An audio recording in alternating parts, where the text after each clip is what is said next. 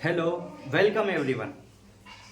मैं अशोक आदमपुरिया आज से इंग्लिश के सेशन स्टार्ट करूंगा, जिसमें हम सबसे पहले एमपी बोर्ड की 2023-24 के लिए इंग्लिश रीडर क्लास 8वीं की बुक को डिस्कस करेंगे, जिसका हमारा पहला चैप्टर रहेगा another chance.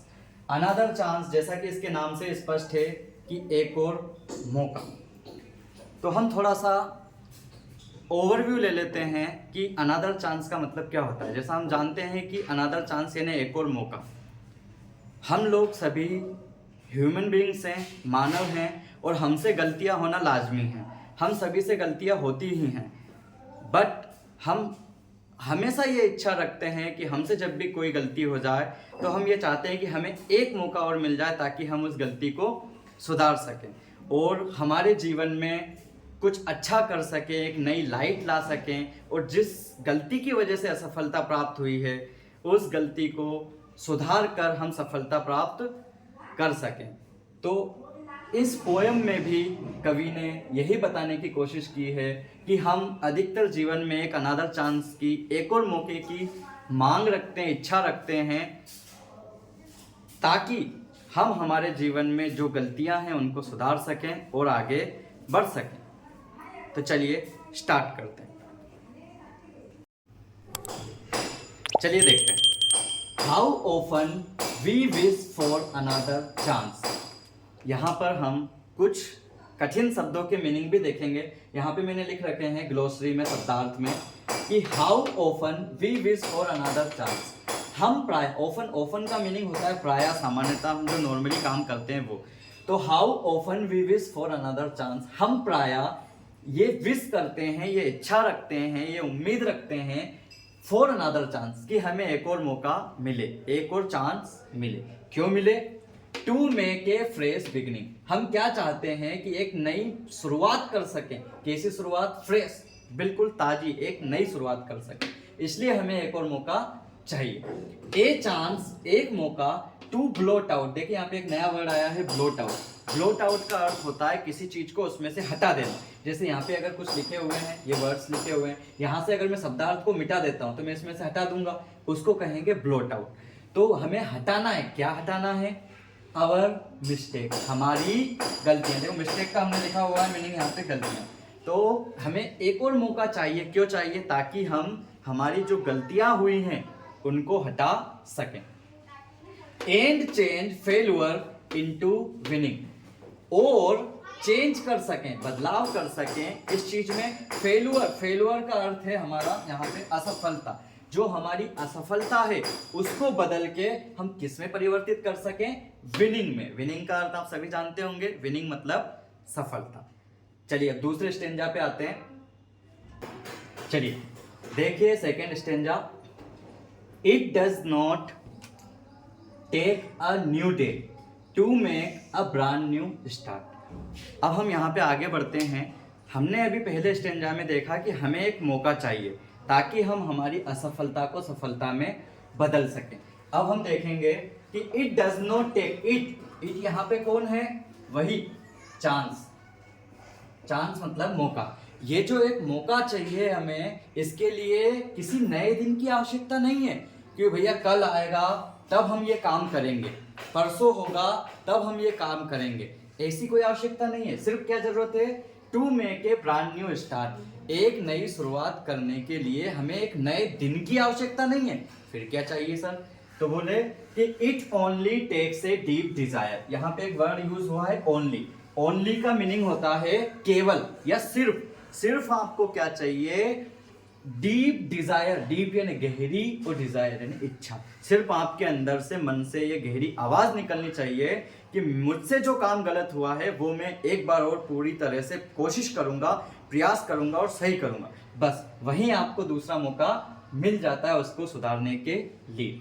It only takes a deep desire to try with all our heart. वो जो गहरी इच्छा है, वो इच्छा कैसी होनी चाहिए? हमारी ऑल आवर हार्ट, हमारे दिल से, हमारे हृदय से निकली हुई इच्छा होनी चाहिए कि अगर हमें कोई सा भी काम करना है तो उसके लिए किसी नए दिन की आवश्यकता नहीं है। नई शुरुआत करने के लिए जिस दिन आप ये सोच लोगे कि बस मुझे अभी से ये प्रयास करना है और पूरी तरह प्रयास करना है, क्योंकि किसी ने कहा भी है कि जब जागो तभी सवेरा। जिस समय हम लोगों ने काम करना स्टार्ट किया वहीं से हमें दूसरा मौका मिल जाएगा हमारी असफलता को सफलता में बदलने के लिए। तो चलिए तीसरे स्टेंजा पे आते हैं। देखिए तीसरा स्टेंजा पे आते हैं हम लोग। To live a little better. यहाँ पे लिव का हमने मीनिंग लिख रखा है, लिव यानी रहना या जीना। हम जो जी रहे हैं उसको लिव कहते हैं। To live a little better, हमारा जीवन थोड़ा सा, लिटिल यानी थोड़ा सा, बेटर यानी अच्छा, थोड़ा और अच्छे तरीके से जीने के लिए, थोड़ा और अच्छा करने के लिए, aim to be always forgiving. हमें कैसा बनना चाहिए? फॉरगिविंग। फॉरगिविंग का अर्थ होता है जो क्षमा करे। ऑलवेज यानी हमेशा। जब हम दूसरे एक मौके की उम्मीद रखते हैं, इच्छा रखते हैं कि हमसे गलती हो गई है तो हमें एक और मौका मिले ताकि हम उसको सुधार सकें, तो दूसरे लोगों से भी जब गलती होगी तो हमें भी उन्हें क्षमा करना आना चाहिए। अगर हमें अच्छा जीवन जीना है तो हमें फॉरगिविंग बनना पड़ेगा। हमेशा दूसरों को क्षमा करें, माफ करें, उनकी गलतियों को सुधारने की कोशिश करें, ना कि उनको उसके ऊपर सजा दें। Add, to add a little sunshine. और साथ में क्या है? To add. एड का अर्थ होता है जोड़ना, किसी चीज में कुछ मिलाना। ए लिटिल, लिटिल थोड़ा सा, अ लिटिल सनशाइन। सनशाइन यानी प्रकाश। यहाँ पे प्रकाश का मतलब है कि कोई सी अच्छी चीज, कोई नया कार्य, कुछ नई चीज, और एक नया प्रकाश, एक नई चीज जोड़ने के लिए टू द वर्ल्ड। वर्ल्ड इस दुनिया में, इन विच वी आर लिविंग, जिसमें हम रह रहे हैं, उसमें कुछ नया करके दुनिया में अच्छा करने के लिए भी हमें एक मौके की आवश्यकता पड़ती है। और उसके लिए हमें कैसा रहना पड़ेगा? फॉरगिविंग यानी कि क्षमा करने वाला। चलिए अब हम अगले और आखिरी स्टेंजा पे आ गए। चलिए चौथे स्टेंजा पे आते हैं। चौथे स्टेंजा ये इस पोयम का सबसे महत्वपूर्ण, इंपॉर्टेंट और आखिरी स्टेंजा है। इसमें लिखा है, so never give up in despair. हमने देखा कि हमें एक और मौका चाहिए, पूरे हृदय से कोशिश करने की आवश्यकता है, जिससे हम हमारी असफलता को भी सफलता में बदल सकते हैं। इसीलिए कहते हैं कि सो यानी अतः, इसलिए, नेवर, नेवर यानी कभी नहीं, कभी भी नहीं, गिव अप इन डिस्पेयर। एक वर्ड है यहाँ पे गिव अप। गिव अप का अर्थ होता है छोड़ना। So never give up in despair, इसलिए हमें निराशा में, डिस्पेयर यानी निराशा, निराशा में आके कभी भी उस कार्य को करना छोड़ना नहीं चाहिए। कि हमें गिव अप नहीं करना चाहिए कि नहीं मेरे से तो नहीं हो रहा है, मुझसे होगा ही नहीं, मैं छोड़ देता हूं। ऐसा नहीं करना। क्यों? And think you are through. और ऐसा नहीं सोचना कि मैं तो खत्म हो गया, मुझसे कुछ भी नहीं होगा, कि थ्रू हो गया, खत्म खेल हो गया। इसलिए निराशा में हमें कभी भी कुछ छोड़ना नहीं है, बल्कि, क्योंकि for their is always tomorrow, क्योंकि हमेशा, ऑलवेज यानी हमेशा, टुमारो होगा। यदि आज शाम हुई है तो कल सुबह वापस होगी। आज सूरज डूबा है तो कल सुबह जरूर निकलेगा। अगर हमसे आज कुछ गलती हो गई, अगर हम असफल हो गए हैं, असफलता प्राप्त हुई है, तो हम कल सफलता प्राप्त कर सकते हैं, क्योंकि हमेशा एक कल होगा। इसलिए हमें निराशा में आके किसी भी चीज को छोड़ना नहीं चाहिए। और क्या करना चाहिए? एंड द होप, और होप करनी चाहिए। होप मतलब आशा, और हमें आशा करनी चाहिए स्टार्टिंग अ न्यू, एक नई शुरुआत करने की, एक नया कार्य करने की, और जीवन में हमेशा आगे बढ़ने की। Thanks a lot to watching a video till the end. तो ये हमारी क्लास 8वीं इंग्लिश रीडर बुक की पहली पोएम यहाँ पे खत्म होती है। अगर आप लोगों को इस पोएम के क्वेश्चन आंसर भी चाहिए तो कमेंट करें नीचे।